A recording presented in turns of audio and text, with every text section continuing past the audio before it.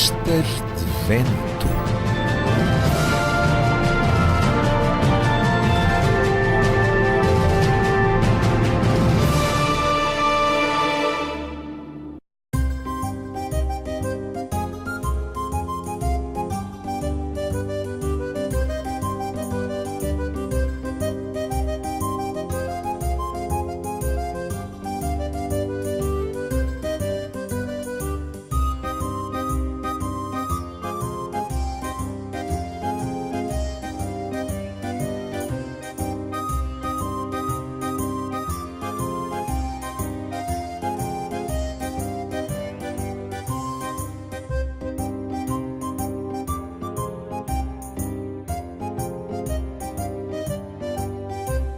Fernando Guerreiro, seja bem-vindo ao Arestas de Vento, espaço de comunicação na web do grupo de animação e teatro Espelho Mágico. Muito obrigado.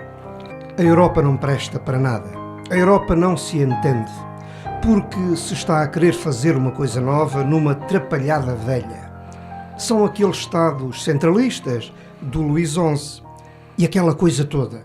O que se deve é chegar a outra coisa muito mais importante: à liberdade cultural de cada homem.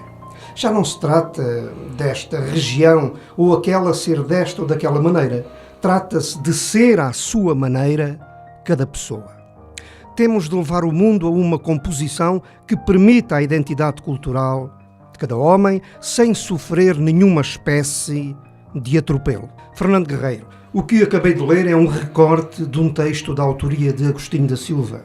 Para já parece muito adequado a esta desordem política e também cultural que atravessa esta Europa tão gananciosa como moderna. Sem dúvida, e de uma atualidade muito grande, não há dúvida. Eu direi que realmente, subscrevendo o que escreveu Agostinho da Silva, a Europa não presta, mas sobretudo o plano é que não presta. O sonho falhou, tudo o que pensaram que a Europa viria a ser, falhou redondamente. E como os valores também variaram, aí começou o desmoronamento do sonho dessa Europa. E tem muito a ver com a cultura, tem graça. A pergunta seguinte só pode ser esta, efetivamente. Com que legitimidade, olhando para as atrocidades provocadas pelos senhores da alta finança, se pede ao povo, hoje em dia, povo enganado, do mundo falo, para cumprir deveres públicos e ser solidário? Com que legitimidade? Ora, aí está precisamente. Os valores são de tal maneira escandalosos neste momento, que dominam tudo e todos, que é o dinheiro, que substituiu tudo que havia de elevado e de bom e de digno dos tempos atrás. Por isso eu torno a dizer, com estes novos valores, eu acho que a humanidade vai mesmo vai se desmoronar, não só a Europa, porque tu repara, vamos à América, é a mesma coisa, vamos à África, é aquele desassossego que nós vemos. Acho que a humanidade está a colapsar, está a partir-se. E enquanto houver o dinheiro a comandar tudo e todos, isso não, eu sou muito pessimista em relação não só à Europa, como até ao próprio planeta.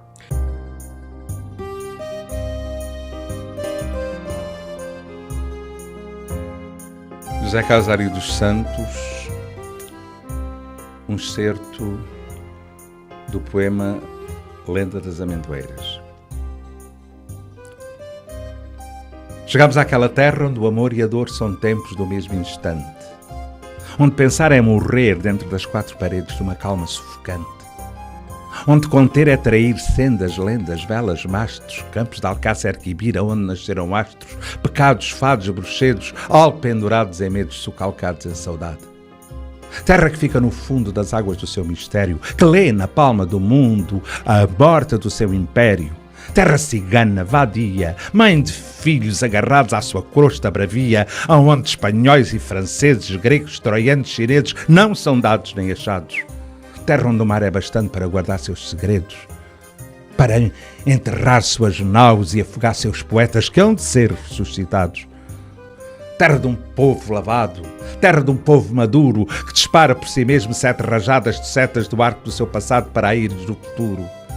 Terra de um povo que é macho na cama da desventura, que dorme com a tristeza e faz um filho à longura. Terra de um povo pujante, terra que é extremadura entre o olhar do infante e o orgasmo da aventura. Terra onde os corpos são fornos, cozendo a massa do sangue. Terra que pega nos cornos do poente e do levante. Terra âncora de força, terra enxárcia da amargura, onde o destino se enforca na figueira da loucura. Terra dos pulsos cortados pela navalha do tempo, onde o ar jogado aos dados desenha a forma do vento. Terra distante, distante, proa de um barco pirata, onde o silêncio se canta, onde a palavra se mata.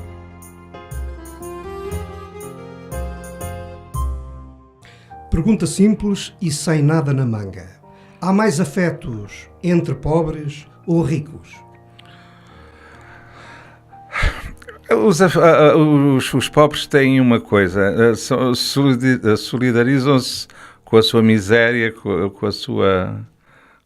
o seu estado de pobres, não é? Os ricos vivem na sua torre do marfim, se bem que, também não vamos ser tão radicais, haverá algumas pessoas endinheiradas, alguns ricos que têm os seus princípios, ainda mantêm os seus princípios e pronto, e não são tão senhores da sua posição. Agora, os pobres, diziam sempre, haverá sempre pobres e haverá sempre ricos. Agora vamos ver o que é que isso quer dizer. Eu acho que a palavra certa é que não havia de haver tantos ricos, ou então Estamos a falar de afetos. Menos ricos. De afetos, já é outra coisa. Sabe, pois, mas lá está, a base é a mesma. Os valores Sim. se variaram. Os valores variaram, os afetos arrefeceram. Exato. Estás a compreender? Estás a pensar em egoísmo. Absolutamente. É mentira, em traição, em oportunismo. Hoje até o próprio...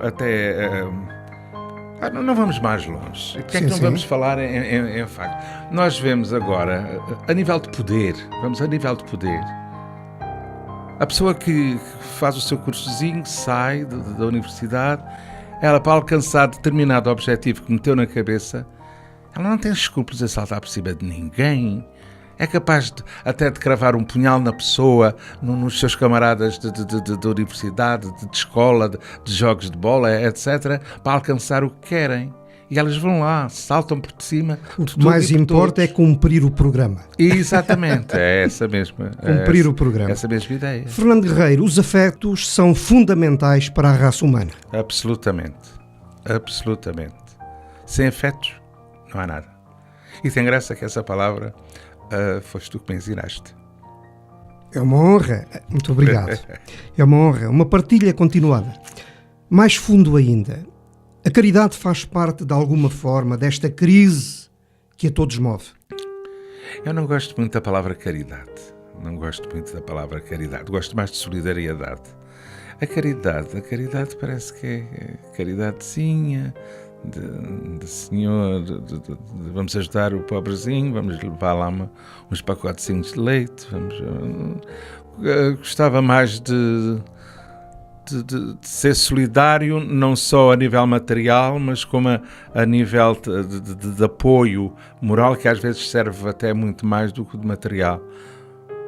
Uma pessoa, um velho que se sente só, ter uma companhia, ter uma atenção, e acho que a solidariedade.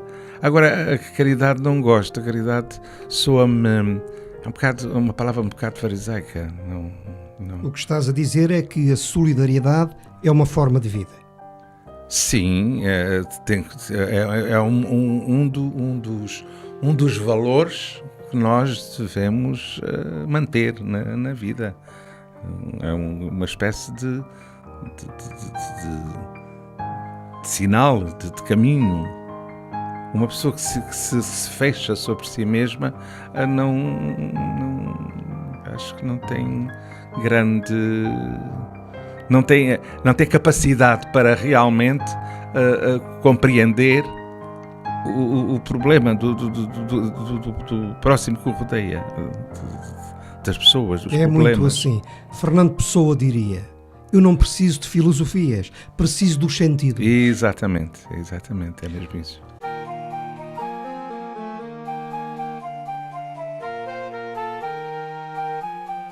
Uma crónica de António Lobo Antunes, Os Pobrezinhos. Na minha família, os animais domésticos não eram cães, nem gatos, nem pássaros.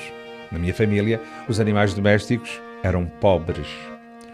Cada uma das minhas tias tinha o seu pobre pessoal e intransmissível, que vinha à casa dos meus avós uma vez por semana buscar, com um sorriso agradecido, a ração de roupa e comida.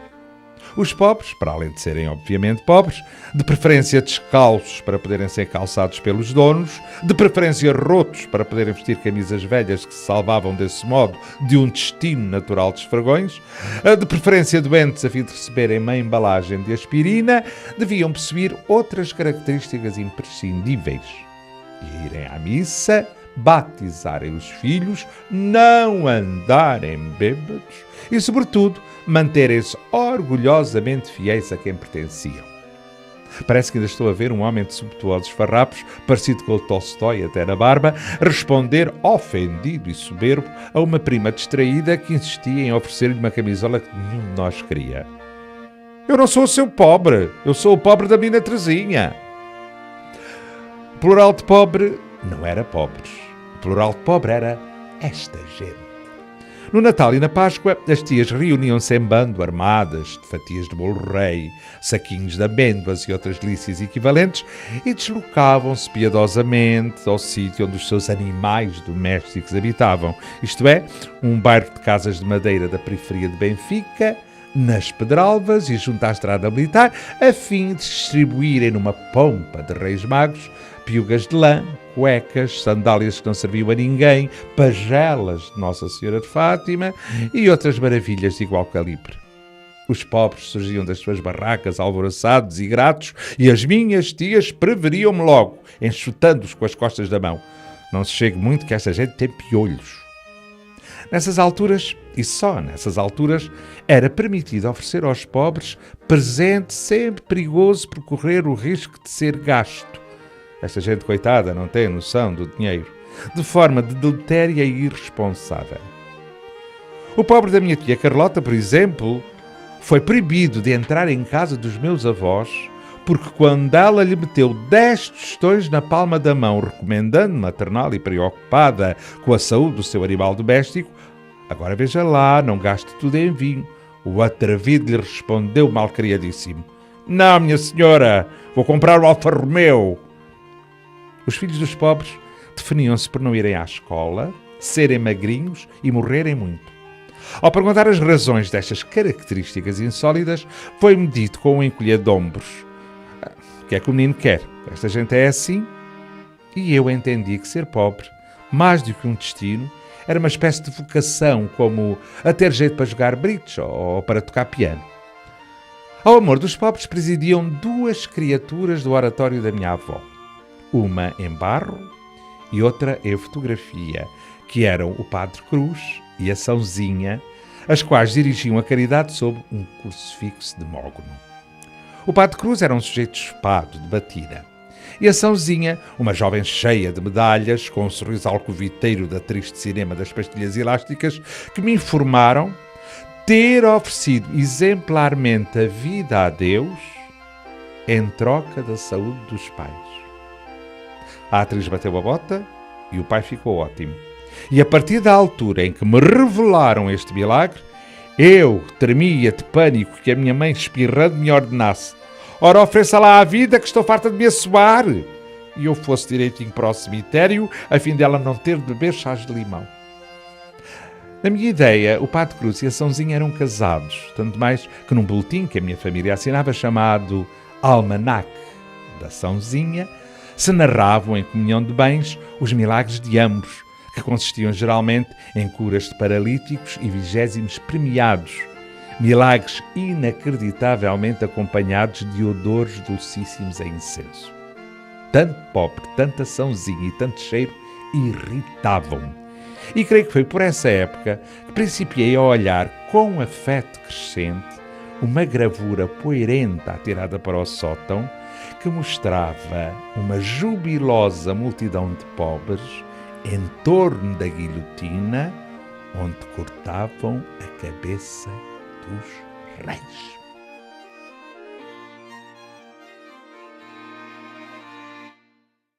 Não sei se deva, mas... Repito, não sei se deve, mas... Agora que releio a tua poesia, outros valores descubro que me parecem, no mínimo, dignos de serem referidos. Não me sai da cabeça António Boto, pois o teu talento e estética estão, de certo modo, a par um do outro. Poderemos até considerar que tu, Fernando Guerreiro, serás um continuador desse gênio da poesia portuguesa. Brilhante continuador. Peço à realização, por favor, que faça grande plano deste livro que tenho nas mãos, da autoria do nosso convidado especial, Fernando Guerreiro, e que dá pelo nome de Memórias entre Sorriso. Fernando Guerreiro, não fui eu quem assinou o que acabei de ler, naturalmente, mas curiosamente faz muito tempo que o referia.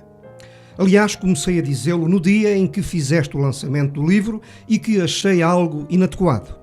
Quem assinou o que li foi Rui de Matos, homem do teatro e da escrita. Queres comentar? Pois, eu realmente... Estas surpresas que tu me arranjas é que... Eu realmente estava a conhecer essa análise, mas não sabia bem, já me tinha esquecido de quem era. Pois, o Rui de Matos. O Rui de Matos, tal como tu, com a sua grande amizade que tem por mim, também é muito gentil para comigo e acumula-me de grandes atenções. Realmente ofereci-lhe o livro e as palavras dele, porque sabes, eu fiquei um bocado traumatizado, digamos, quando compararam a minha poesia com António Boto. Fiquei mesmo muito traumatizado, porque tinha sempre a impressão que as pessoas podiam pensar plágio, ou... Não, pronto, mas é o que eu digo no prefácio, porque foi dos anos 60, eu só tive contacto com a poesia do António Boto depois do 25 de Abril. Mas, de qualquer das formas, e curiosamente, a Maria Clementina tinha o livro das canções que comprou no ano passado e deu-me para eu ler. E aí é que eu li. O que eu achei realmente parecido com aquilo que escrevi, que eu não gosto de dizer poesia, estou farto de dizer, que eu não sou poeta, foi a estética, como é dizer, a maneira de colocar todos os seus versos, sim. As divisões, as coisas. Isso é muito parecido comigo, mas eu já no momento em que escrevia cartas, quando se usava as cartas, tinha muito também a mania de fazer isso. O Rui de Matos, com a sua análise, sossegou um bocadinho o meu espírito. Mas de qualquer das formas, o livro para mim, como direi, perdeu um bocadinho de bem-canto que tinha. É esquisito dizer isto, mas é verdade. Compararem-me com... Gostava de ser um bocado mais original, digamos assim. O Rui de Matos não diz bem isso. Diz que tu és um criativo literário. Pois, ele diz. Há poética e no enfiamento do trabalho literário do António Boto. Pois, És um continuador. pois, exatamente, ele apesar de me dizer À isso... razão da poética. Pois, Ricardo, ele apesar de dizer isso... É diferente. Absolutamente, mas eu é que fiquei com Claro. este trauma, estás a compreender? Não foi essa interpretação que eu dei, ele até me sossegou o espírito, mas não há dúvida nenhuma que fiquei sempre com essa ideia. A juntar o que o teu livro de poesia é, com toda a certeza, é um livro de inspiração afetiva. Sim. É um livro em que os afetos correm ao longo dos diferentes figurinos poéticos com uma facilidade fabulosa. Fernando Guerreiro, esta singularidade, querido amigo, ninguém te rouba. É tua. Sim, claro. É o teu jeito. Sim, claro. A tua inspiração feita poesia. Pois,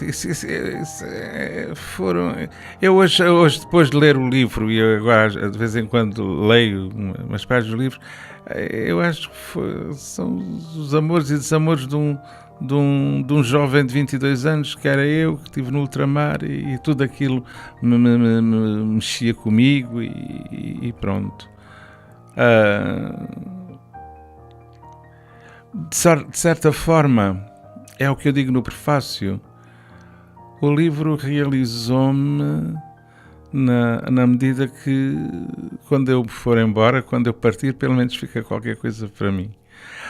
Há uma coisa interessante, e eu menciono-te no livro, pela simples razão que abriste uma janela para aquilo que eu nunca tinha pensado. Realmente... nunca tinha catalogado os meus amores e desamores com os afetos. E essa palavra está certíssima. Os meus afetos. Mas o teu livro é um canto d'alma. A poesia é um canto d'alma. É de certa forma, sim, é de certa forma.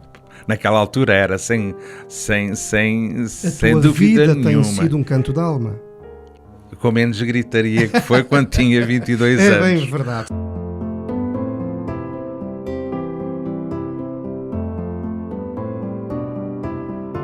Do meu livro Memórias entre um sorriso ao Quincachopo. Ser artista é ser alguém, que bonito é ser artista. Ver as coisas mais além do que alcança à nossa vista. Uma quadra de António Aleixo. Dizem que no nascimento se acende no firmamento uma estrelinha também. A tua veio com o condão da arte no coração. Ser artista é ser alguém. É ser alguém especial na coisa mais natural. E isso não se conquista. Por isso, meu caro Kim, um artista és para mim. Que bonito é ser artista. A tua sensibilidade tem aquela raridade que não existe em ninguém. Para ti, não há maldade porque tens a felicidade de ver as coisas mais além. Então, assim neste abraço e nestes versos que faço sem querer ser um especialista, vai uma grande amizade. Maior, creio que é verdade, do que alcança à nossa vista.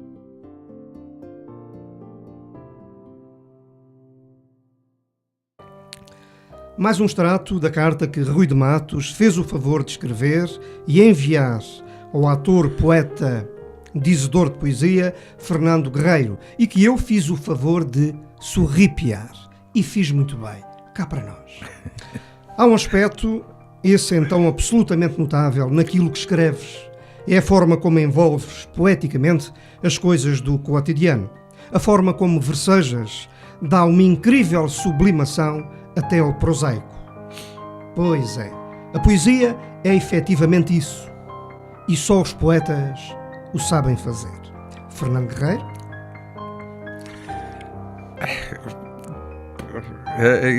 Isso deixa-me assim um bocadinho sem jeito.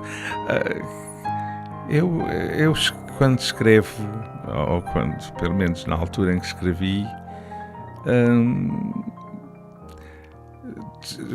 aproximo das imagens do cotidiano, daquilo que sinto, e é por isso que eu não me considero um poeta, eu considero-me um festejador, porque para mim poeta é mais qualquer coisa, vai mais longe, percebes? E eu fico-me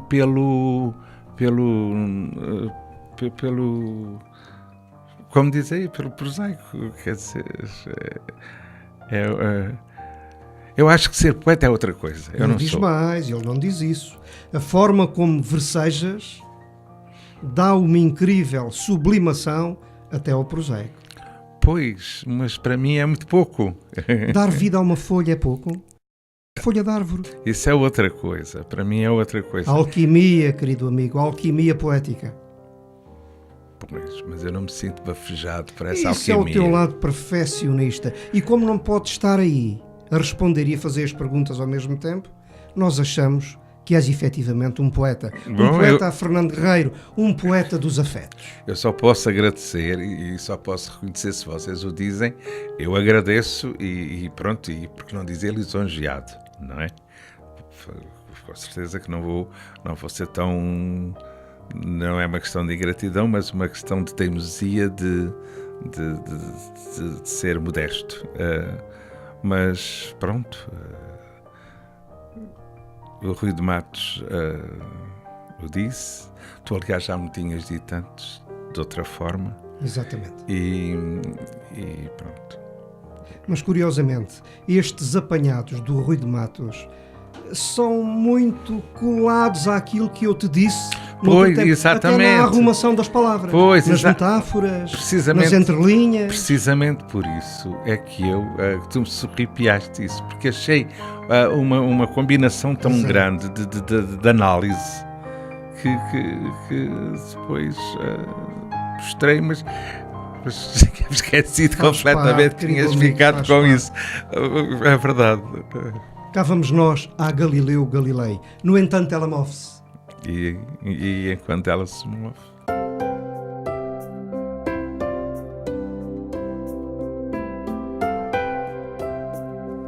Foi com um grito que saí do ventre de minha mãe. Grito de dor, de revolta, confesso que nem eu sei. Sei que o grito que senti levou-me tempo a passar. Grito de dor recalcado, 1000 vezes amordaçado nos tempos do verbo amar. Da dor passou à revolta de não ser compreendido, nem a mim compreender. Vagando no infinito, como se andasse perdido ou que razão me perdera, fez eco este meu grito de querer saber quem eu era. E o que tinha sido dor para depois ser revolta, passou a um grito maior, o grito de liberdade. Como sentaros ao solto em dias de tempestade, o teatro e a poesia abriram de par em par portas da minha verdade. Agora sim, eu podia viver o que não vivi, deixar os outros falar sem me importar com ninguém. E só então percebi o grito com que saí do ventre. Foi com um grito que saí do ventre de minha mãe, grito de dor, de revolta, confesso que nem eu sei. Por não ser compreendido, a dor transformou-se em revolta. Procurei no infinito, pela luz vi uma porta. Sei que o grito que senti levou-me tempo a passar. Grito de dor recalcado, 1000 vezes amordaçado nos tempos do verbo amar. No eco deste grito, deste querer de liberdade, tal qual centauros à solta em dias de tempestade, amei o mundo inteiro no mundo de fantasia. Abri de par em par portas, teatro e poesia, e só então percebi o grito com que saí do ventre da minha mãe.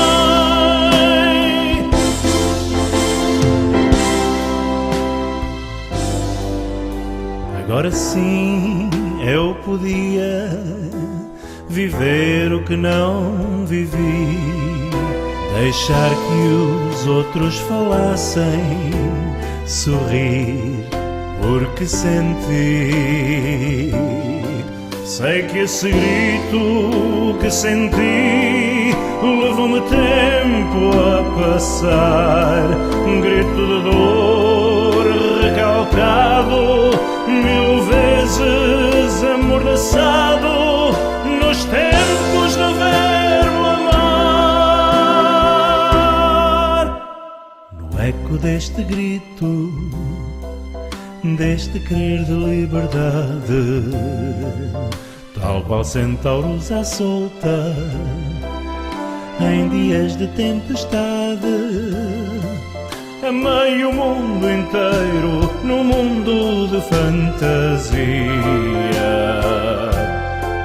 Abri de par em par portas, teatro e poesia, e só então percebi o grito com que saí do ventre da minha mãe, do ventre da minha mãe, do ventre da minha mãe.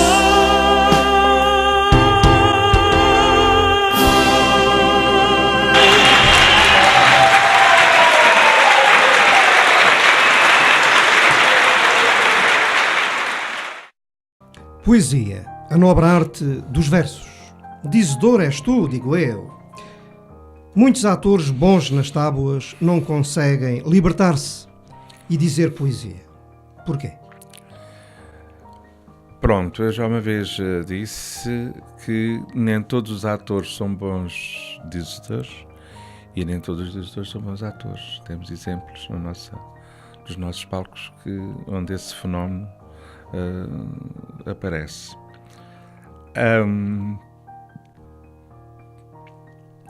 Eu acho que pronto, a minha maneira de dizer, pelo menos a minha forma de dizer poesia neste momento, não foi assim logo no princípio. Quando eu comecei no teatro amador, quem nos incitava a dizer poesia, e é curioso, nos anos 60, o grupo do Ribalta, nós todos os meses, o diretor, o Carlos Ferreira, que já partiu já há muitos anos, uma coisa que ele nos impunha para entrar no grupo era dizer um poema. E ele, era uma obrigação que ele tinha no seu grupo de teatro, todos os meses fazer um recital de poesia. E curioso, as salas estavam sempre cheias. Estás a ver, encher uma sala só para ouvir poesia é obra. Hoje já não sei se isso aconteceria. É verdade. Quero dizer, nessa altura, a minha forma de dizer era Exatamente. outra. Depois eu conheci o Carlos César. O Carlos César era um homem que dizia poesia de uma forma que me apaixonou completamente. E eu, sem o querer imitar, Claro que sim. sem eu querer imitar, também arranjei a minha forma, baseado naquela forma despretensiosa e simples de ele dizer, também arranjei a minha. E a minha forma, a minha técnica é, como ator, representar o papel que o poeta imprimiu na sua poesia. Dizendo. É diferente de declamar. Pois, claro, dizendo, é isso mesmo, é essa técnica que o Carlos César me iluminou. O Mário Viegas era um artista, um astro, pronto, na arte de dizer. Esse não. Até com as mãos dizia. E os olhos e tudo. Eu lembro-me dele novinho, com 17, 18 anos, quando ele vinha cá a Setúbal com o seu grupo, vinha de Santarém, aí para o clube de campismo, onde cantava o Zeca e a Odete Santos dizia poemas, e a Maria Clementina e eu. E ele aparecia sempre com um grupo. E já nessa altura ele me fascinava. Era ele, 17, 18 anos. E ele disse um poema que eu nunca me esqueci, da forma como ele disse, o poema não sei, que era Os Ratos, do Alexandre Nilo. como é que um miúdo de 17 anos dizia aquilo com uma intensidade, mas ao mesmo tempo sem grandes floreados, mas com uma intenção, tudo ali tão certinho. E o Mário Viegas, depois, já adulto, já ator, ainda imprimiu mais na poesia uma forma de dizer que ainda ninguém o consegue substituir. Há pessoas que passam, que dizem que ninguém é substituível, mas há pessoas que deixam o vazio, que levam, às vezes, até se leva 100 anos para serem ocupados.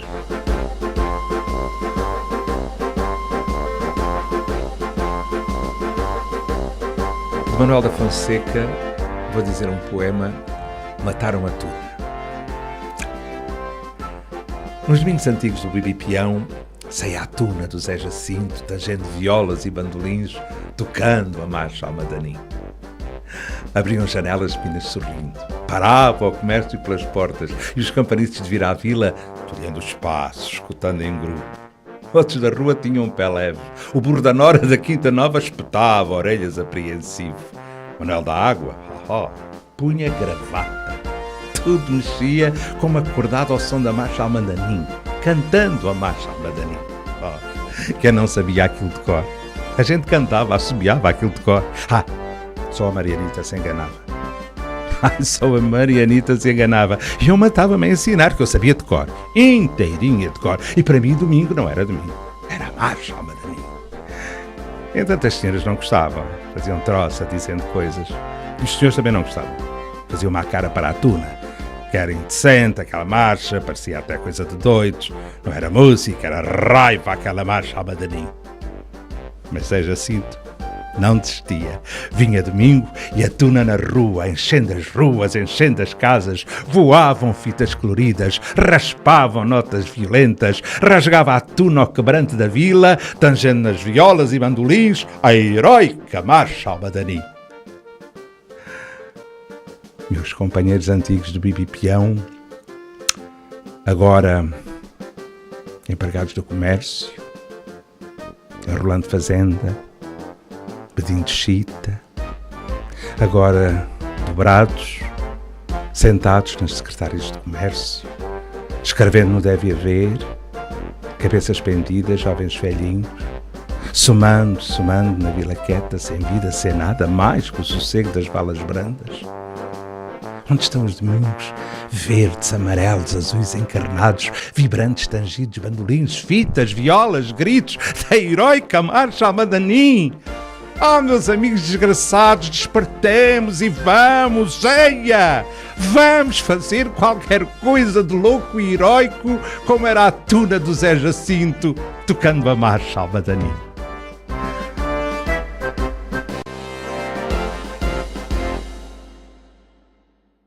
Fernando Guerreiro, ator, encenador e figura notável da cultura setubalense, é nosso convidado especial. Teatro. Foi o teatro que foi, passo o pleonasmo, ao teu encontro, ou foste tu quem procurou o teatro? Como é que foram os teus começos? Bem, foi o teatro que foi ao meu encontro em determinada idade, que foi no ultramar, durante a Guerra Colonial, mais propriamente, por onde eu fui destacado, para Cabo Verde. Foi aí que aconteceu tudo. Mas aconteceu tudo na minha vida. Foi como se eu, até ali, estivesse num casulo, tudo a mesmo a nível emocional, tudo. O que pode acontecer, enquanto nos outros rapazes acontece aos 18, 17, a mim aconteceu aos 22. Sim. Foi como um relâmpago a todo o nível, onde aparece isso, desde o canto, a cantar, sim. Desde fazer teatro, depois a tentar fazer poesia, a fazer versos, aparece tudo isso. E quando regresso, isso veio, já não estava já não estava no seu casulo, mas já estava um bocadinho a florir, como é que é de dizer. E aí é que o teatro veio ao meu encontro. E então pronto. Exatamente. Então, e em jeito de exercício comparado, consegues ir ao fundo do teu ser e trazer para a gente o que melhor viveste no teatro, de amadores, sei lá, citando nomes de grupos, peças e atores mais marcantes à época. Consegues essa recuperação para nosso grande prazer? Sim, olha, e curiosamente, onde eu fui realmente relembrar isso tudo com uma saudade e um orgulho muito grande, foi agora quando se deu o fórum que vocês organizaram. Sim. Cá. Fórum Permanente de Teatro. Exatamente. E onde eu tive a ocasião de ver...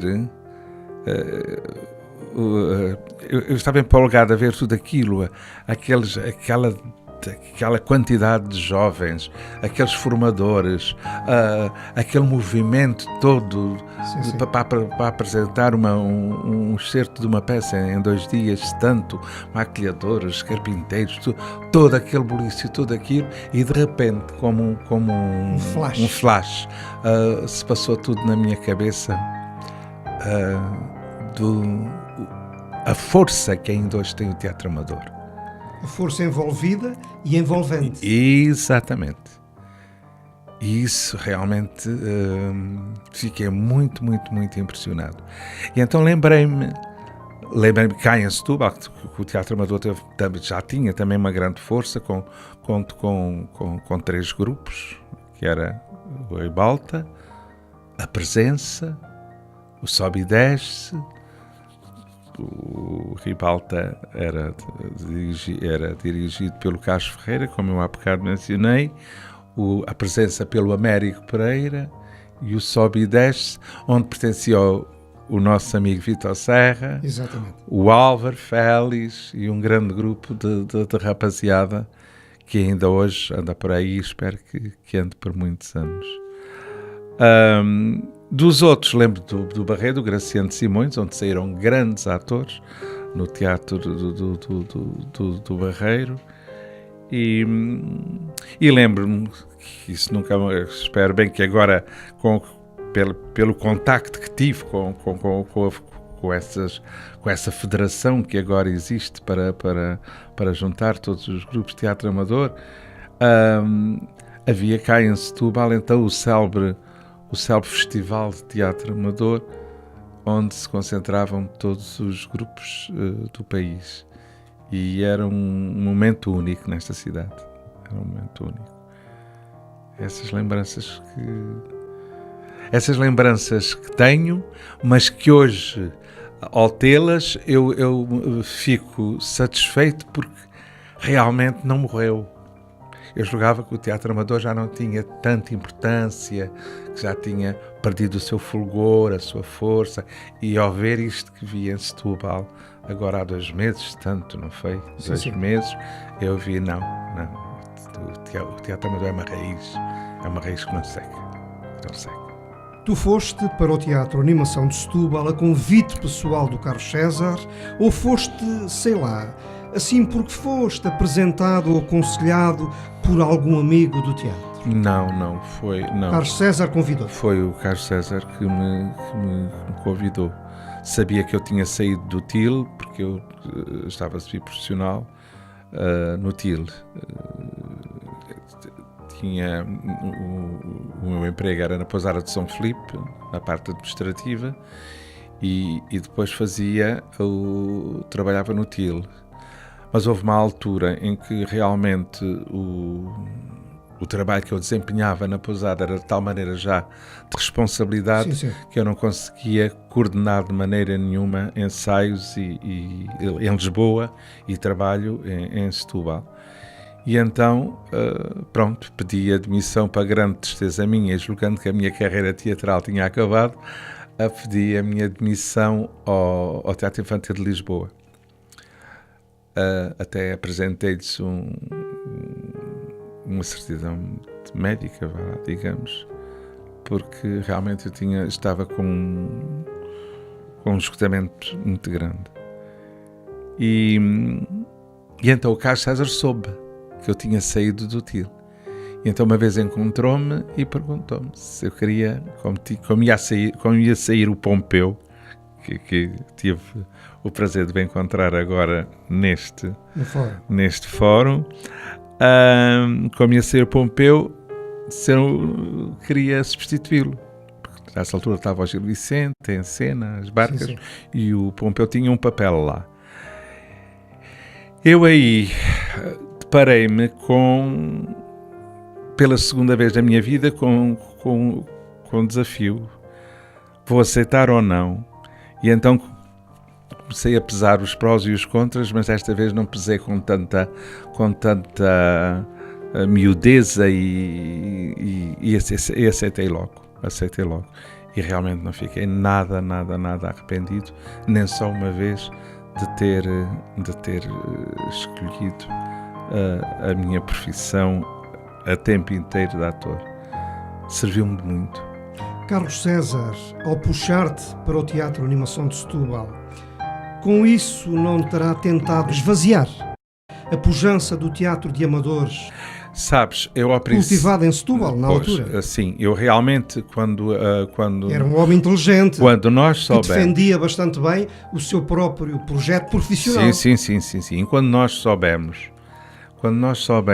que vinha um grupo profissional para Setúbal, eu, pelo menos, falo por mim. Os outros, não sei qual foi a reação dos outros diretores, mas eu falo por mim, não fiquei revoltado. Ali para aí, que eu tinha ficado revoltado. Não, eu não fiquei revoltado. Mas também não fiquei... houve uma reunião que ele reuniu com todos os grupos e pronto. Aí, lá está. Era o nosso espírito amador em confronto com o espírito profissional. Exatamente. E isso chocava-nos. Era outra coisa. E então eu choquei-me com isso. Não era a minha ideia não era que o teatro profissional viesse tirar o valor ao teatro amador. Mas eu tinha esta pergunta inocente e ingênua ao mesmo tempo. Sim. Mas o que faz falta cá em Setúbal do teatro profissional, se já há cá é amador? E o teatro de amadores em Setúbal, nessa altura, era um processo pensado, organizado. Tinha muita força e exatamente como tu dizes, era um projeto pensado, mas todos os três grupos. Esta pergunta que eu te fiz é uma pergunta que tem só honestidade intelectual. Sim. Eu preservo a memória do Carlos César e aplaudo o trabalho que ele fez a favor do teatro profissional em Setúbal e do teatro da descentralização no país. Exatamente, mas falta acrescentar uma coisa que realmente é importante dizer. Ele, quando vem para cá, ele ajuda os amadores que ele com o seu olho clínico, vá lá, digamos, entre aspas, via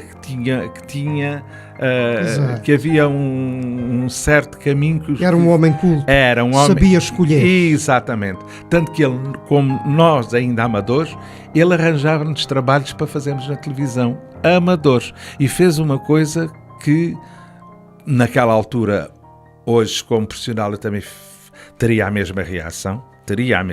Naquela altura não compreendia, porque estava no teatro amador, mas ele fez uma coisa, de certa forma, que não devia ter feito, acho eu. Foi ele pôr a direção de uma peça, da sua companhia profissional, nas mãos do encenador amador. E eu vi-me a encenar uma peça para a companhia de teatro profissional do TAS. Ora, como é óbvio, muitos atores que estavam lá já com o seu percurso e com o seu prestígio não gostaram muito. Nessa altura não compreendi, hoje compreenderia perfeitamente. Claro. Não falaste na Teia há pouco, porquê? Porque o primeiro grupo que eu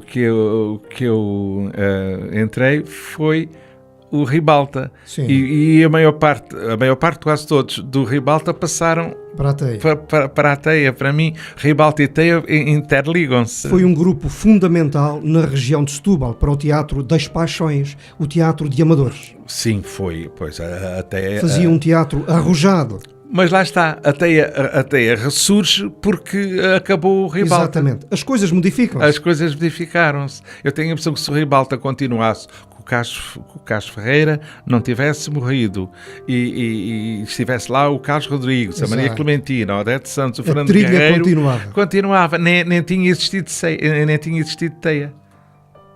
Nem tinha existido Teia, nem tinha chegado a... Não teria feito sentido. Não, pois, exatamente. Não fazia sentido. Exatamente. Mas a Teia...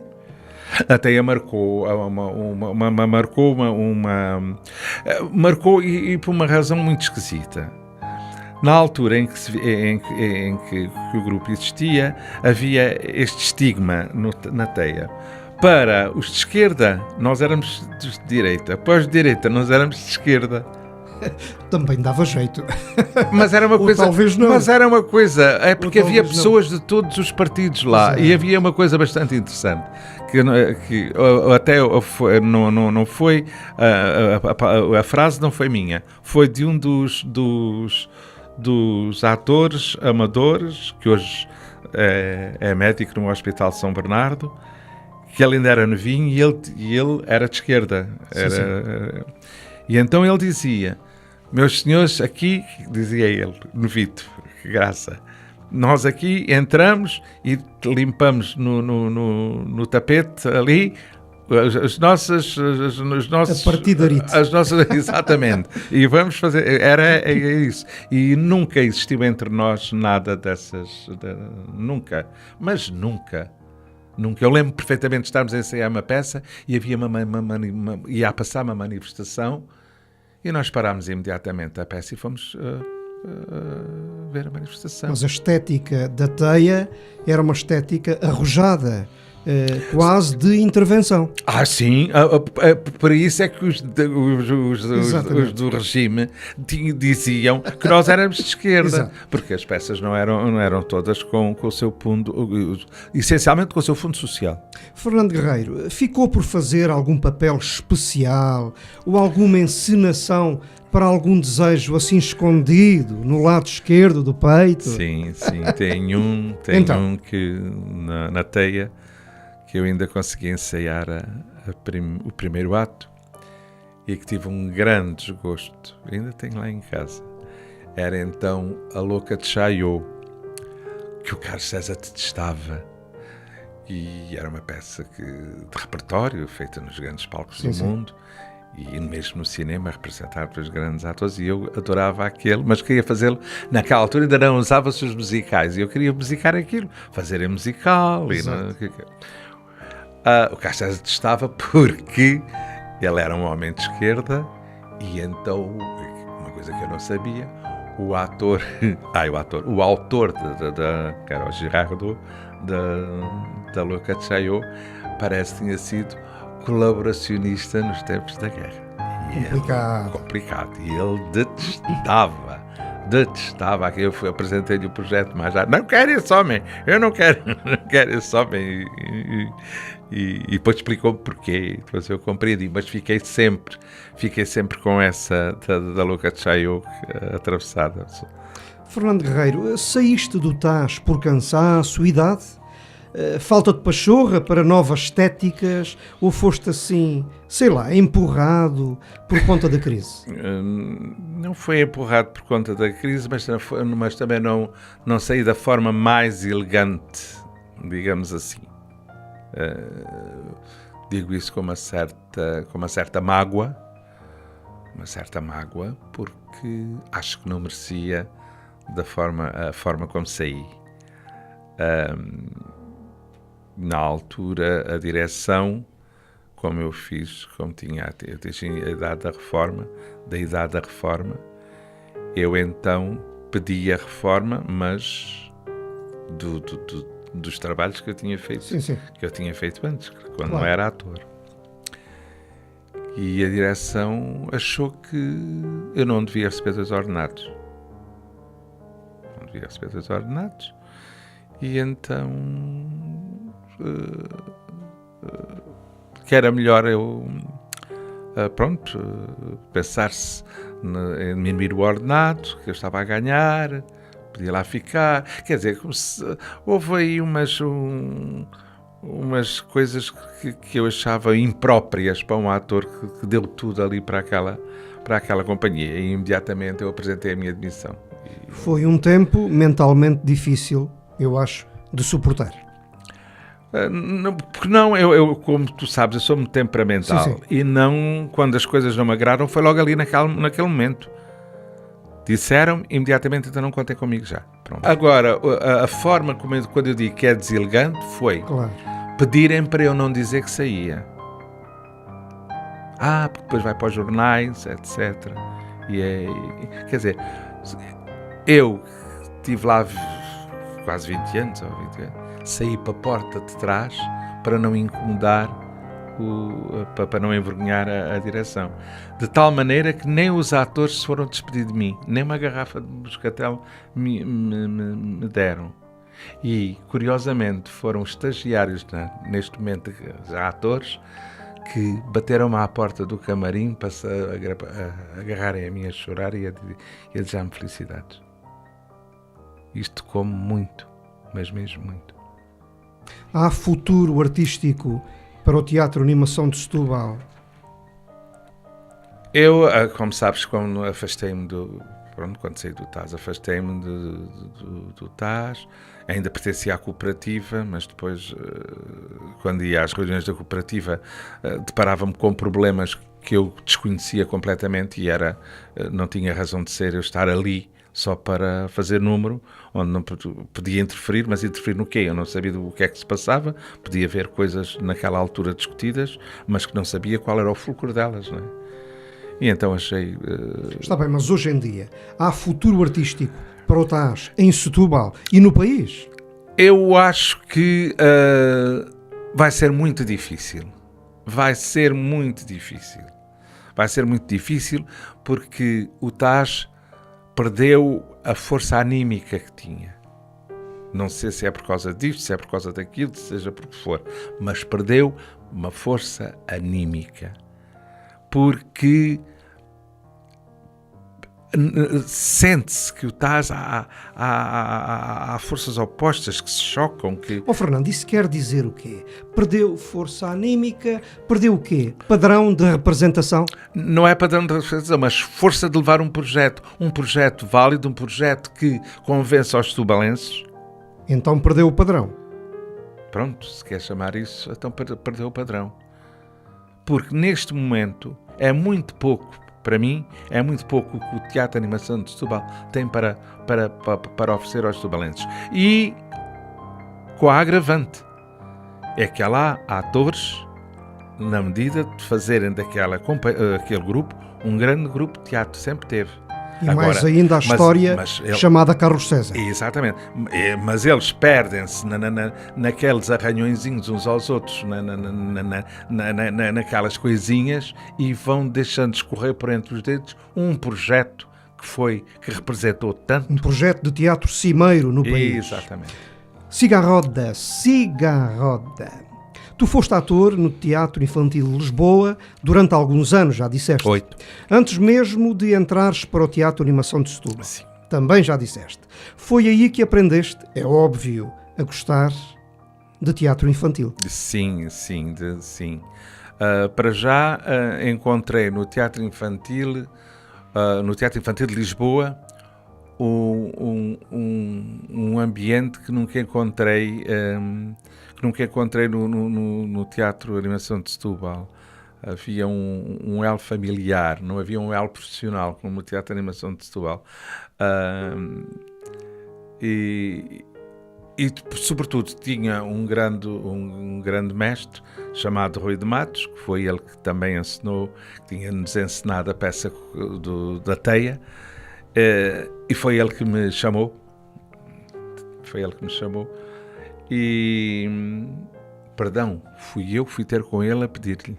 Não foi ele que me chamou. Fui eu que fui pedir-lhe. Olha, eu gostava de entrar tens aí para aí um lugar. E ele imediatamente foi falar com a secretária para ver se havia um lugar para mim. Assim é que é. E então, pronto, fui para o teatro infantil e ensaios pelo Rui de Matos eram autênticas lições de teatro.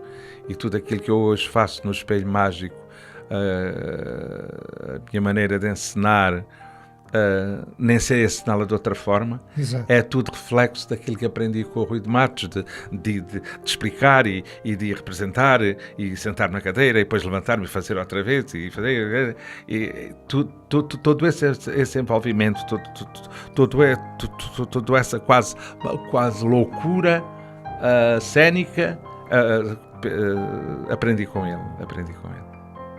E parece que não dá os seus frutos, porque para os atores amadores eles vão aprendendo.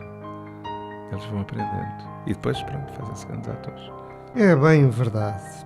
O Teatro Infantil de Lisboa resistiu aos tempos. Sim, porque também temos que ver uma coisa. O Teatro Infantil de Lisboa tinha uma meta, o que não há às vezes em certos grupos. Tinha uma meta, e essa meta foi cumprida integralmente com uma vontade, daquela vontade enorme que tinha o nosso amigo, que ainda hoje tem, o Kim Cachopo e a Maria João Vieira, que são o Agostinho Macedo, esses três padrões, esses três blocos que, uma força quase homérica, como se costuma, Hércules a falar, digamos, conseguem levar a cabo um projeto que, sem subsídios do governo, o que o TIL tem tido do governo desde o princípio dos princípios é uma ninharia. Mas tem um público. Mas é exatamente. Tem a bilheteira. É exatamente. Tem um mecenato, porque eles o exploram muito bem. Exatamente. O projeto deles é todo feito. E tem estéticas de trabalho fabulosas.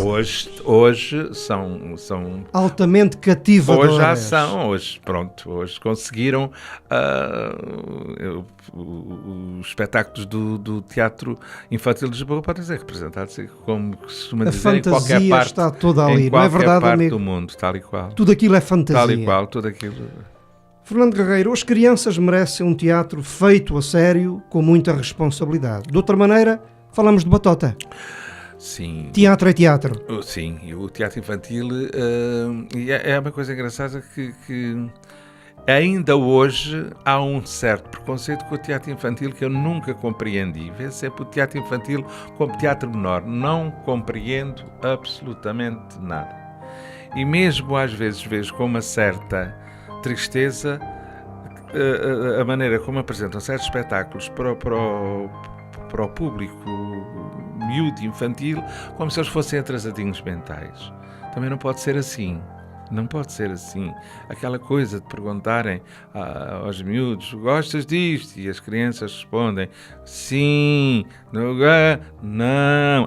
Isso confrange-me absolutamente. Falamos de batota. Pois, exatamente. Não tem outro nome. Agora, batota. Todo o teatro infantil tem que ter. Não me venham cá dizer essas coisas moralizadoras do bonzinho e do mauzinho. Não, também não, mas que seja pedagógico. E já agora que tenha fantasia. Claro, pois, com certeza. E depois, se é teatro infantil, tem que ter, é obrigatório. Mas que, no fundo, que seja pedagógico, não seja o bonzinho, o mauzinho. Gostei muito dessa, tem que ter. É obrigatório. Então, pois. Mal pergunto, Fernando Guerreiro, encontras essa responsabilidade na abordagem teatral do Grupo de Animação e Teatro Espelho Mágico? Se não encontrasse, não estava há tanto tempo com vocês. Também é verdade. É verdade, pronto. Aqui no Espelho Mágico faz-se o projeto do Espelho Mágico é um projeto apaixonante, e eu vou-te explicar porquê. Porque começou, e eu estou farto de dizer isto, começou quase da mesma forma que o Teatro Infantil de Lisboa. Quase da mesma forma. sem lugar para estar, sem espaço, mas cada passada era são passadas firmes, em direção a determinada meta, e os anos vão indo e as peças vão se fazendo e tudo vai melhorando e tudo se vai encaixando. E hoje, o que é o teatro infantil, o que é o teatro do Espelho Mágico? Reconhecido nacionalmente. Exatamente. Praticamente encenaste quase todas as produções teatrais do grupo de animação e teatro Espelho Mágico. Com o Espelho Mágico ganhaste o Teatralia, concurso de teatro da Fundação Inatel, e em 7 nomeações possíveis tiveste 6 e mais 2 prémios absolutos no concurso Rui de Carvalho da Federação Portuguesa de Teatro. É difícil conseguir melhor. Fernando Guerreiro, a que se deve tanto êxito? O Espelho Mágico, contigo naturalmente, descobriu uma fórmula mágica? Não é uma fórmula mágica. É uma fórmula bastante racional. É que todos trabalhamos para o mesmo. Quase que não há encenadores, nem atores, não. Tudo trabalha para o mesmo. Um é responsável por determinado trabalho.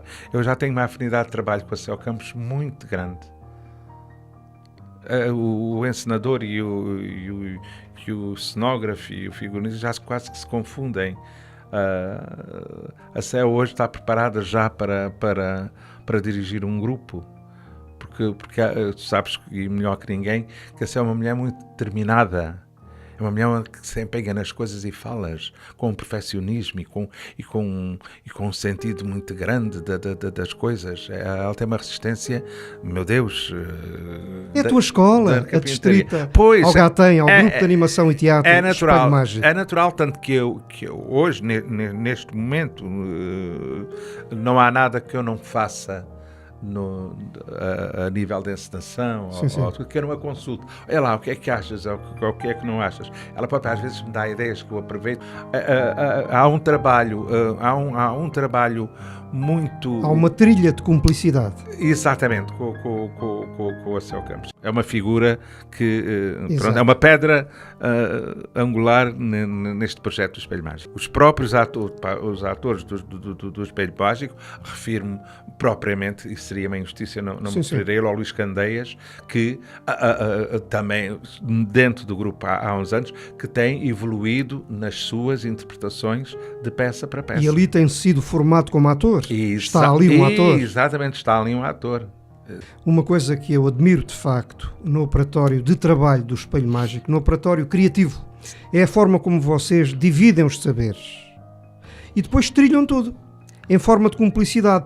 O Luís Filipe Estrela com a poética, o António Carlos Coimbra com a música, a Céu com a cenografia e não só, naturalmente, tu com a direção de atores, com a encenação, a maneira como vocês respeitam a setorização do trabalho e depois juntam tudo em conformidade com a estética pretendida. Aí é o sucesso, digamos, do projeto Espelho Mágico. É tudo muito organizado. É organizado e sem choques. Absolutamente. Tudo se enquadra. Exatamente. Tudo se enquadra. No entanto, ela move-se. Ai, Galileu. Pinóquio é a grande produção do grupo de animação e teatro Espelho Mágico até ao momento. Sim. Temos as nossas produções, pronto. Digamos que esta teve mais impacto porque vai de encontro ao mundo maravilhoso do circo. E para as crianças, tu sabes que o circo é o grande espetáculo do mundo. A forma como foi apresentada foi realmente... Fomos muito felizes na forma como idealizámos o espetáculo, de tal maneira que tivemos esse sucesso. Exatamente. Num concurso de teatro adulto, num festival de teatro amador adulto, para adultos e coisas. O teatro infantil ganha-me 6 nomeações, 2 prémios. Exato. É obra. No ano anterior já tinhas ganho o Teatralia. Exatamente, o Teatralia. Ora, isso é obra e isso diz qualquer coisa, não é verdade? Mas o Pinóquio é a grande peça do Espelho Mágico até ao momento. Eu acho que sim. Aquilo são 3 peças numa. Pois, é sem dúvida, é uma grande produção que nós iremos recordar por muitos e muitos anos. Mas também temos que dizer, o Espelho Mágico ainda tem muito para dar. Também por isso, e como homem experimentado do teatro, diz lá, por favor, o que é que falta ao Espelho Mágico para chegar ao ponto?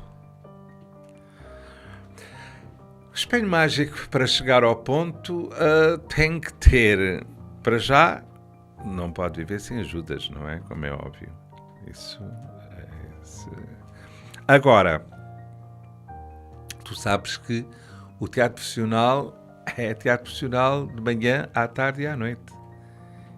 E o Espelho Mágico... Há empregos de sobrevivência. Com certeza.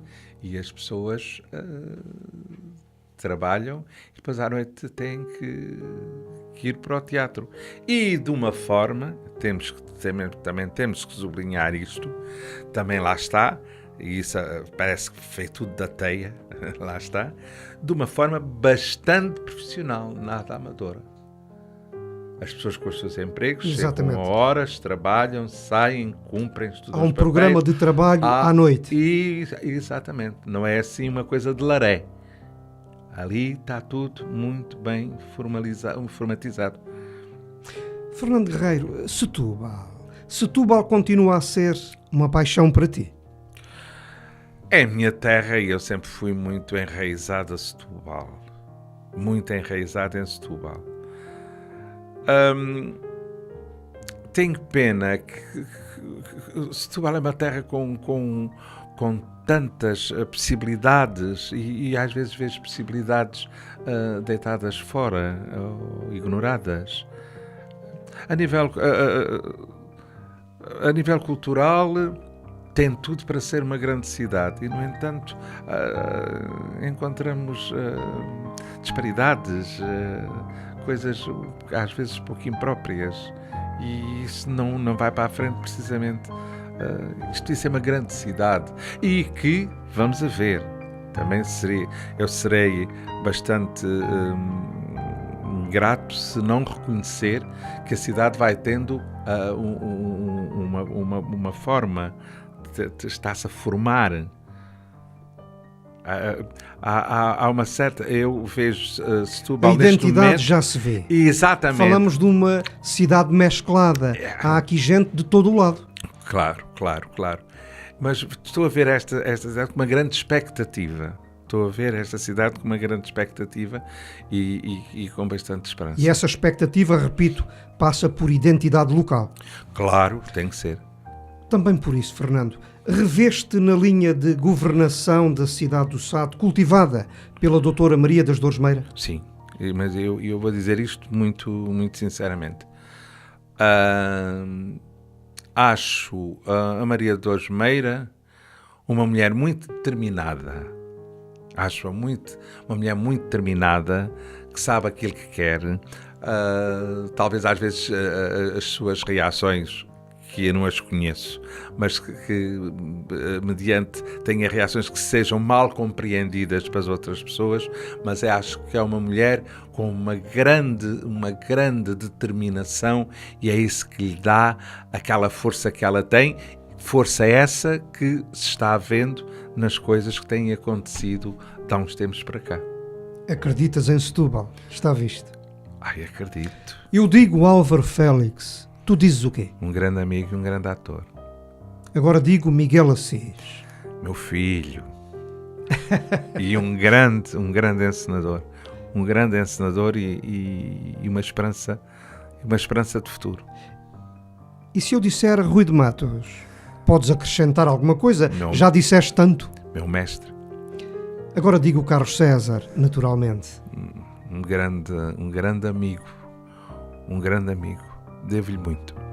Maria Clementina? Uma grande atriz, uma grande poetisa e uma amiga de velha data. João Manuel Faleiro Paixão. Esse é o homem do povo, é um homem genuíno. Um homem que a gente ouve falar e tudo aquilo sai verdade, sai... Tudo setubalense ali.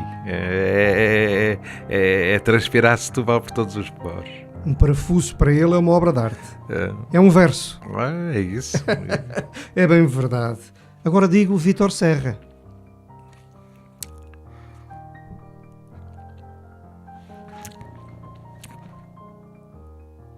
Está connosco. E se eu disser Carlos Curto? É um menino grande, um menino que não cresceu e ainda paira na sua loucura dos anos 70. Porquê é que não foste cantor? Essas perguntas assim. Agora vais ter que contar tudo. Nunca fui cantor porque tinha vergonha de cantar. Para já gravaste um disco em vinil. Vinil na Rádio Barlavento, sim. Depois, pronto, como te digo, quando vim de Cabo Verde, achei que, pronto, o sonho de teatros e disso tudo tinha acabado. Mas trouxe aquilo como recordação, assim como o diário, que depois aproveitei os poemas que lá estavam para fazer o livro, mas tudo aquilo muito, muito guardadinho cá dentro de mim. Tanto que entrei para o TAS, ninguém sabia que eu cantava. Os meus amigos mais íntimos das caldeiradas e dos jantares, eu lá cantava como todos cantavam. Eras uma espécie de Aznavour à portuguesa. Agora, meu Deus.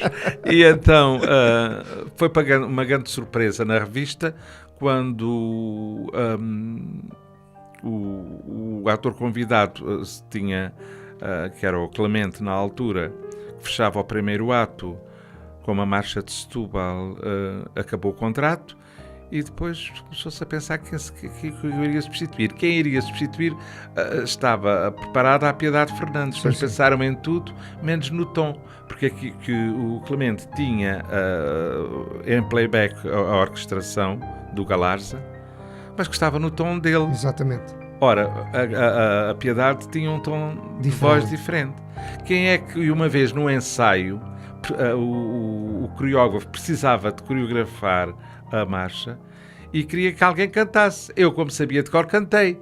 O Carlos César, então és tu que vais fazer. Pronto, e daí passei o cantor oficial do Teatro Animação de Setúbal. Depois foi o Pai Tirano, que fiquei com a parte musical e etc. Cantavas bem e continuas a cantar muito bem. Uma voz equilibrada. Não, faço as minhas timbrada. Faço as minhas batatazinhas. Fazes teatro. Foi, exatamente. Na humanidade tudo é teatro, até é cantar. A gente vai cantando, cantarolando. É a vida, querido amigo. Exatamente. É a vida. O facto da peça Pinóquio, do grupo de animação e teatro Espelho Mágico, ter feito a reabertura dramática do Fórum Municipal Luísa Todi, agitou o teu interior pensante? Sentiste aquilo por dentro? Senti e vou-te dizer porquê. Porque quando se pensava em fazer as obras do Fórum Luísa Todi, eu julgava que quando voltasse ao Fórum Luísa Todi não ia ver o Fórum Luísa Todi, ia ver outra coisa, devidamente apetrechada, com outra decoração, e não, eles realmente tiveram a feliz ideia de conservar as linhas mestras da sua arquitetura. De maneira que quando nós entramos no fórum, pelo menos eu tive essa satisfação interior de dizer: o fórum não me foi roubado. Sentiste ali um pouco da tua história? Da nossa história de Setúbal. E acho que todos os setubalenses que entrar lá se vê retratado dos tempos em que ia lá aos domingos, às matinés. E depois, quando o pano abriu, a fada azul passou a flutuar pelas tábuas. O que é que o homem que dá vida àquele papel sentiu? Isso no Pinóquio, no Fórum Luísa Todi, foi uma experiência um bocado esquisita que eu tive a andar naquele palco maravilhoso que 4 anos depois. É verdade. Quanto ao papel, eu divirto-me com aquele papel, aquele burlesco que eu faço, e acho que chega às crianças com essa brincadeira. Chega e não choca as crianças. Não, pois, isso já não podia ser. Sobretudo não choca. Isso E já não chega de uma podia ser. maneira, como dizes, burlesca, carregadinha de fantasia, Pois, porque fantasia cativadora. aquele papel só pode ser em burlesco. Exatamente. De forma diferente. Porque a história da Fara Azul é uma coisa que as pessoas não sabem. A Fara Azul fez-se a Fada Azul assim para um homem porque não havia elenco feminino, não é? E então a Céu, e muito bem, resolveu o assunto pondo um homem. Ora, sendo um homem, não ia fazer como fosse uma mulher, tinha que ser em burlesco. De maneira que resultou às mil maravilhas. Fernando Guerreiro, podes levar aos nossos cibernautas e também à antena aquilo que te der na real gana. Sem qualquer tipo de constrangimento, podes aflorar aquilo que muito bem entenderes. Eu não vou participar. A mobília é toda tua. Hoje aconteceu uma coisa interessante de manhã que eu não sei se vou conseguir dizê-la. Foi num livro que eu estava a ler, tinha uma folhinha lá dentro, que eu compro livros muito nos alfarrabistas, que são mais baratos, e havia lá uma folhazinha escrita não sei porquê, porque o livro era já de não sei quantas mãos, e estava lá escrito por Émile Zola. Não era escrito, era uma frase dele que dizia: os governos têm medo da literatura, têm medo da literatura porque ela tem uma força que eles não controlam. Achei interessante a frase e depois comecei a pensar nela, e eu agora diria: cada país tem a sua expressão, o seu movimento e a sua respiração em função dos governos que culturalmente governam esse país. Não sei se estou a ser... Sem cultura não vamos lá. Absolutamente. E retrata-se, e é o próprio governo que é o retrato sim. da falta de cultura. E nós, vendo estes nossos governantes, vendo o que eles fizeram ao subsídio insultuoso com que deram para a cultura, vê-se que essas pessoas nunca não têm nada lá dentro. É impossível, não têm. E são eles o retrato do país. Ora, o país nunca poderá ser nada com um pensamento assim. Mais a mais, um país que tem Luís Vaz de Camões como primeira figura. Fernando Pessoa, tanta gente, Bocage, etc. Mas isto é inútil. Mesmo a gente olhando... Acreditas na cultura como boia de salvação? Eu acho que a cultura é o eixo de uma civilização. Pronto. E ponto final. Só com a cultura é possível sair da gruta. Só. E é isso que eu tenho muito medo, é que eu estou a ver tudo a desandar, tudo a desmoronar-se. Mas a história não acaba. Isso pois claro que não. Pois claro que não. Agora, quem é que pode salvar isto? São os valores. Os valores o quê? É a cultura. As famílias. Sim. Desde que acordem e digam assim: as coisas vão passar a sair daqui. Nós somos a sociedade. No todo somos a sociedade. Quando as famílias acordarem, chegou a revolução cultural. Então, isto sem ser grande agitador. Não, pois claro que não, mas é isso que se está a desenhar. E que as pessoas realmente estão sedentas que haja isso. Uma evolução cultural, porque isto já não é nada. Ou seja, o regresso às coisas simples. É absolutamente. Entre o nascer e o pôr do sol. Fernando Guerreiro, a juntar-se a esta tua belíssima dissertação, queres fazer uma mensagem final? A mensagem final que eu tenho, é que nós acordemos, como dizia o Zeca Afonso, numa canção que ele tinha: o sol vai nascer, acordemos. É isso que eu desejo aos portugueses, desejo a todos nós, que acordemos, deixemos deste marasmo que nos cerca e que nos vai moendo ao pouco, tirando-nos as poucas forças que já nos resta. E nós nunca fomos um país de baixar os braços. Já lá diziam os outros, aqueles povos da Lusitânia, que não se governam nem se deixam governar. Isto quer dizer alguma coisa. É que nós temos um ponto que dizemos basta. E está quase a chegar lá. Se isto continuar assim, está quase a chegar lá. Há sempre um momento em que a noite acaba e o dia começa. Absolutamente. Citei. Fernando Guerreiro, foi um prazer conversar contigo. Também eu. Agradeço-te muito teres-me convidado. Quero-te felicitar por este espaço magnífico que tu arranjaste.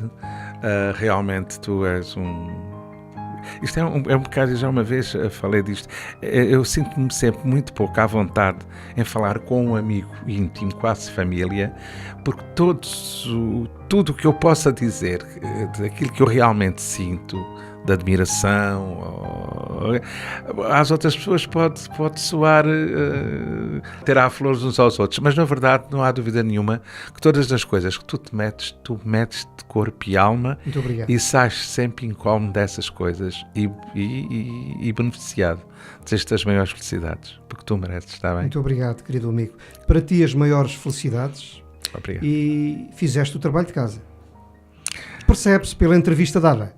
Não fiz, vinha até bastante assustado. Fizeste o trabalho de casa e muito bem. Cada entrevista tua é sempre um grande ponto de interrogação que as pessoas veem sempre.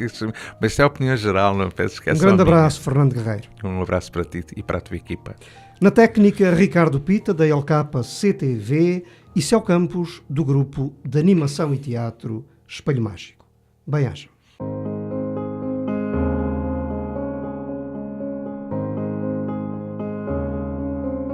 Tem o seu quê de engraçado quando já com certa idade olhamos para o passado e de forma distraída fazemos a contabilidade no livro Deve Haver o que foi a nossa vida.